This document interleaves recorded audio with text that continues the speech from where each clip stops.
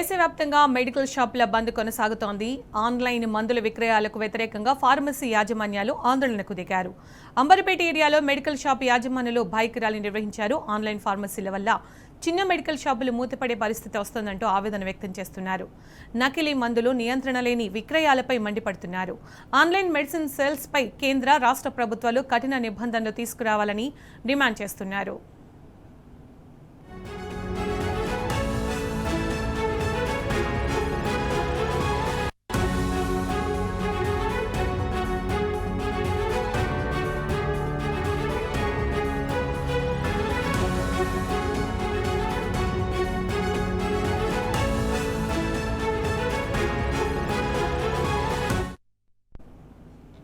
ఇక ఇదే అంశానికి సంబంధించిన పూర్తి సమాచారం మా ప్రతినిధి అరవింద్ పంజాగుట్ట నుంచి లైవ్ లో అందిస్తారు. అరవింద్, దేశవ్యాప్తంగా మెడికల్ షాపుల బంద్ కొనసాగుతోంది కదా, ఆన్లైన్ మందుల విక్రయాలకు వ్యతిరేకంగా ఫార్మసీ యాజమాన్యాలు ఆందోళన దిగారు. అప్డేట్స్ దీనికి సంబంధించి రైట్ సునీత, ఏదైతే చూసుకుంటే తెలంగాణ రాష్ట్ర వ్యాప్తంగా అటు భారతదేశ వ్యాప్తంగా కూడా ఇప్పటికే మందుల షాపుల బంద్ కూడా కొనసాగుతుంది. ఏదైతే మే 20 రోజున పిలుపునిచ్చారో దాన్ని విజయవంతంగా కూడా అన్ని ఫార్మసీలు విజయవంతం చేయాలంటూ కూడా డ్రగ్గిస్ట్ అండ్ కెమిస్ట్రీ ఆధ్వర్యంలో అసోసియేషన్ వాళ్ళు కూడా ఇప్పటికే పిలుపునిచ్చారు. దీంతో కూడా అటు జిల్లాలో కానీ, నగరంలో కానీ, అటు రాష్ట్రంలో కానీ, దేశవ్యాప్తంగా కూడా ప్రతి ఒక్క దగ్గర కూడా మెడికల్ షాపులు కూడా పూర్తిగా బంద్ చేసినట్టు కూడా ప్రధానంగా అర్థమవుతుంది. అక్కడ కొన్ని అంటే కొంత పెద్ద ఫార్మసీలకు కూడా వాళ్ళు కూడా అసోసియేషన్ వెళ్ళిపోయి రిక్వెస్ట్ చేయడం కూడా జరిగింది. మీరు కూడా బంద్కి సహకరించాలంటే కూడా ఇప్పటికే పూర్తిగా కూడా వాళ్ళు తెలియజేశారు. ఏదైతే రాష్ట్ర ప్రభుత్వం అటు కేంద్ర ప్రభుత్వం రెండు కూడా అటు ఏదైతే ఆన్లైన్ వెసులుబాటు కల్పించి మందులు విక్రయాలు తీసుకోమన్నారో దాన్ని అక్రమంగా వాడుతున్నారు.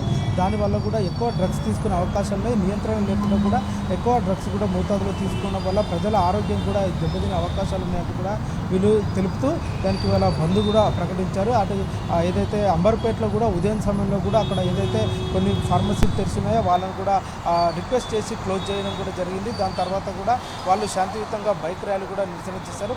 కేంద్ర రాష్ట్ర ప్రభుత్వాలు కూడా వెంటనే త్వరితగతిని దీనిపైన చర్యలు తీసుకోవాలి. ఆన్లైన్ విక్రయాలను కూడా తక్షణమే ఆపేయాలి. అటు ఆన్లైన్ ద్వారా ఎక్కువ డిస్కౌంట్ ఇవ్వడం వల్ల కూడా ఇబ్బంది జరుగుతుంది. చిన్న మందుల షాపులు కూడా క్లోజ్ చేసుకునే పరిస్థితి కూడా ప్రధానంగా కనిపిస్తుంది. ఏదైతే మనం పంజాగుట్టలో ఉన్నాం, ఈ పంజాగుట్ట దగ్గర కూడా ఉదయం 9 గంటల నుండి కూడా ఈరోజు రాత్రి 11 గంటలకు కూడా బంద్ కొనసాగుతుందని కూడా ప్రధానంగా అసోసియేషన్ కూడా తెలియజేశారు. ఏదైతే ఆన్లైన్ ఫార్మసీలపై కూడా యుద్ధం మొదలైనట్టు కూడా అటు ఫార్మసీ యాజమాన్యం కూడా ఇప్పటికే తెలియజేశారు. నకిలీ మందులు, గడువు ముగిసిన ట్యాబ్లెట్లు నియంత్రణ లేకుండా ఆన్లైన్లో అమ్మకాలు జరుపుతున్నారు కాబట్టి దానిపైన కూడా కఠిన చర్యలు తీసుకోవాలంటూ డిమాండ్ చేస్తున్నారు.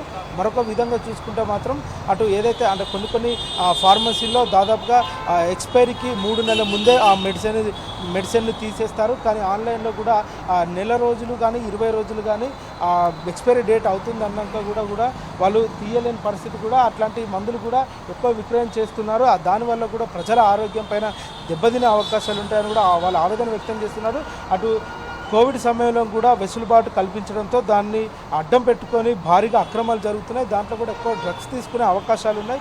దాంట్లో కూడా లిమిట్ కంటే ఎక్కువ కూడా ప్రిస్క్రిప్షన్ లేకుండా కూడా మందులు ఆర్డర్ పెట్టుకోవడం వల్ల కూడా దానికి కూడా ప్రజల ఆరోగ్యం కూడా దెబ్బతింటుంది. దీనిపైన కూడా అటు ప్రభుత్వాలు కూడా చర్యలు తీసుకోవాలి. అటు కేంద్ర రాష్ట్ర ప్రభుత్వాలు కూడా దీనిపైన చర్యలు తీసుకొని తక్షణమే త్వరితగతిన వాళ్ళకు ఇలాంటి ఆన్లైన్ సర్వీసులు ఆపేయాలంటూ కూడా డిమాండ్ చేస్తున్నారు. ప్రధానంగా ఒక ఫార్మసీకి ఎవరైనా మందుల కోసం వచ్చినప్పుడు మ్యాక్సిమమ్ ప్రిస్క్రిప్షన్ చూపెట్టి ఏ మందులు ఎంత కావాలి, దీన్ని ఏ విధంగా యూజ్ చేసుకోవాలి, లేకపోతే ఇలాంటి మందులు ప్రజలకు ఇవ్వచ్చా లేదా అనే దానిపైన కూడా మెడికల్ షాప్లో కుల్లంకుషగా చెక్ చేసి వాళ్ళు మందులు ఇస్తారు. కానీ ఆన్లైన్ ఫార్మసీలో ఈ విధంగా ఉండవు. కేవలం ఆన్లైన్ ఫార్మసీలు ఎలా ఉంటాయనంటే దాదాపుగా మనము ఏదైతే ఆర్డర్ పెట్టుకున్నామో దాన్ని ఎన్ని కావాలో కూడా ఆర్డర్ వస్తాయి. కానీ అది నియంత్రణ ట్యాబ్లెటా, అది ప్రజల్లోకి అవసరమైన ట్యాబ్లెటా, అది ఎంత మోతాదులో వాడాలో తెలుసుకోలేక దానివల్ల కూడా ప్రజల ఆరోగ్యం దెబ్బతింటుంది. దానివల్ల కూడా డ్రగ్స్ కూడా ఎక్కువగా కూడా అక్రమాలు జరుగుతున్నాయంటూ కూడా ఇప్పటికే కెమిస్ట్ అండ్ డ్రగ్గిస్ట్ అసోసియేషన్ కూడా అనేక సార్లు కూడా మొరపెట్టుకున్నారు. అటు దేశవ్యాప్తంగా కూడా బంద్ కూడా ప్రతి ఒక్కరు మద్దతు ఇవ్వాలి, దీన్ని విజయవంతం చేయాలి. అటు కేంద్ర రాష్ట్ర ప్రభుత్వాలు ఆన్లైన్లో వస్తున్న ఈ మందులపైన కూడా తక్షణమే చర్యలు తీసుకోవాలి. వీటిపైన నియంత్రణ లేకనే ఇంత భారీగా అక్రమాలు జరుగుతున్నాయి. దీనివల్ల కూడా డ్రగ్స్ ఎక్కువగా తీసుకునే అవకాశాలు ఉన్నాయి. యువత కూడా ఎక్కువగా చెడిపోయే అవకాశాలు ఉన్నాయి.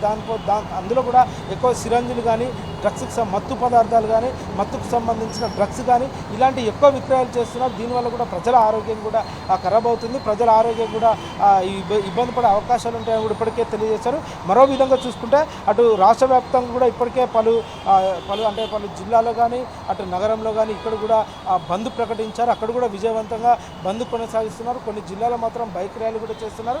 ఏదైతే హైదరాబాద్లో అంబర్పేట మాత్రం ఇక్కడ కూడా బైక్ ర్యాలీ కూడా నిర్వహించారు. శాంతియుతంగా బైక్ ర్యాలీ నిర్వహించి ప్రభుత్వానికి అటు కేంద్ర ప్రభుత్వానికి కేంద్ర రాష్ట్ర ప్రభుత్వాలకు రెండింటికి కూడా తక్షణమే ఆన్లైన్ విక్రయాలపై అడ్డుకట్ట వేయాలి, లేకపోతే ఇది మరింత అక్రమాలకు దారితీసే అవకాశం ఉంది. దీనివల్ల కూడా ఎక్కువ ఇబ్బంది పడే అవకాశాలు ఉన్నాయంటూ కూడా ఇప్పటికే వాళ్ళు ఆవేదన వ్యక్తం చేస్తున్నారు. ఏదేమైనప్పటికీ కూడా ఈరోజు 10:30 తర్వాత కూడా కెమిస్ట్ అండ్ డ్రగ్గిస్ట్ అసోసియేషన్ అంటే ఆల్ ఇండియా వీళ్ళు మీడియా సమావేశం నిర్వహించి ఈ బంద్ ఎప్పటి వరకు కొనసాగుతుంది, అసలు ప్రధాన అంశాలు ఏంటి, అసలు అంటే ఆన్లైన్ డ్రగ్ ఇన్స్పెక్టర్ కానీ అటు రాష్ట్ర ప్రభుత్వం కానీ ఆన్లైన్లో మందులపై ఎందుకు నియంత్రణ చేయలేకపోతున్నారంటూ కూడా ఆవేదన వ్యక్తం చేస్తున్నారు. Over to studios. Right Arvind, thank you. ఇక all India organisation of chemist druggist bandh పిలుపుతో పలు రాష్ట్రాల్లో మెడికల్ షాపులు మూతపడ్డాయి. ఆన్లైన్లో మందుల అమ్మకాలకు వ్యతిరేకంగా లక్షలాది మంది కెమిస్టులు రోడ్డెక్కారు. ఈ ఫార్మసీల నియంత్రణకు డిమాండ్ చేస్తున్నారు. దీనివల్ల చిన్న మెడికల్ షాపుల యజమానులు తీవ్రంగా నష్టపోతున్నారని ఆరోపిస్తున్నారు. అయితే బెంగాల్, కేరళ, పంజాబ్, కర్ణాటక, హర్యానా, యూపీ, గుజరాత్, ఛత్తీస్గఢ్, సిక్కిం, ఉత్తరాఖండ్ రాష్ట్రాల అసోసియేషన్లు బంద్కు దూరంగా ఉన్నాయి. దాదాపు 16 లక్షల మెడికల్ షాపులు తెరుచుకోకపోవడంతో ప్రత్యామ్నాయ మార్గాలపై అధికారులు దృష్టి సారించారు. అత్యవసర ఇతరాత్ర మందులను అందుబాటులో ఉంచుకోవాలని జిల్లా యంత్రాంగాలకు ఆదేశాలు జారీ చేశారు. మరోవైపు ప్రధాన ఫార్మసీ చైన్లు, ఆసుపత్రిలోని మెడికల్ స్టోర్లు, జన ఔషధి కేంద్రాలు, అమృత్ అవుట్లెట్స్ తెరిచే ఉన్నాయి. కాగా ఈ ఫార్మసీలు భారీ డిస్కౌంట్లు ఇస్తూ రీటైల్ మార్కెట్ను ఆక్రమించుకోవాలని చూస్తున్నారంటున్నారు కెమిస్టులు. డిస్కౌంట్ కోసం ఆన్లైన్లో మందులు కొని ప్రాణాల మీదకు తెచ్చుకోవద్దని సూచిస్తున్నారు.